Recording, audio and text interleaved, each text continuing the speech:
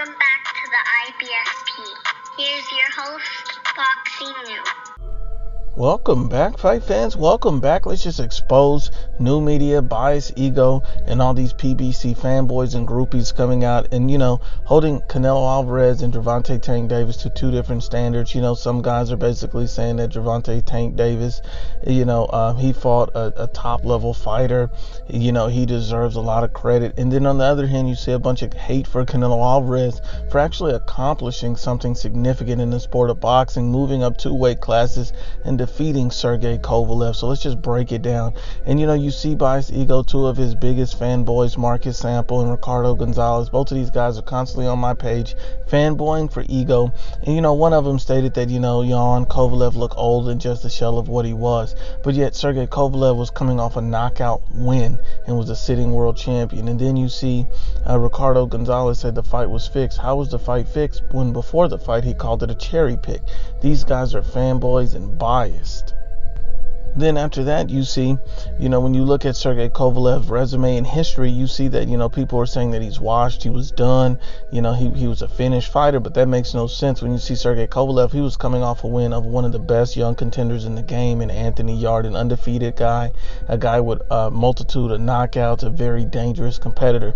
And then you also see that he got 2 wins over Jean Pascal, a sitting world champion who's just in a war with Badou Jack and who retained his belt. So to be honest and unbiased, Sergey Kovalev has a lot of significant victories on his resume.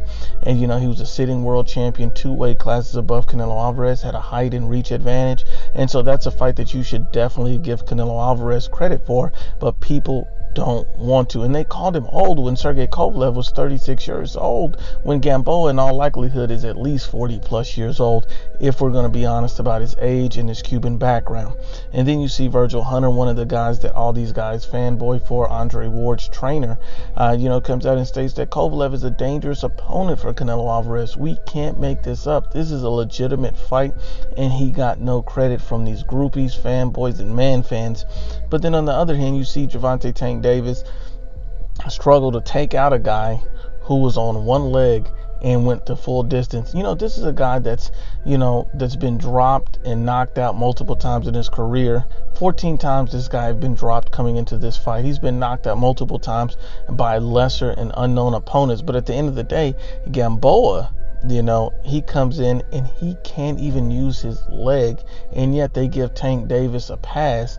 Yet this guy is much older than Sergey Kovalev. He's obviously washed, and he was no world champion. So yes, Gamboa in his younger days, he was a respectable fighter.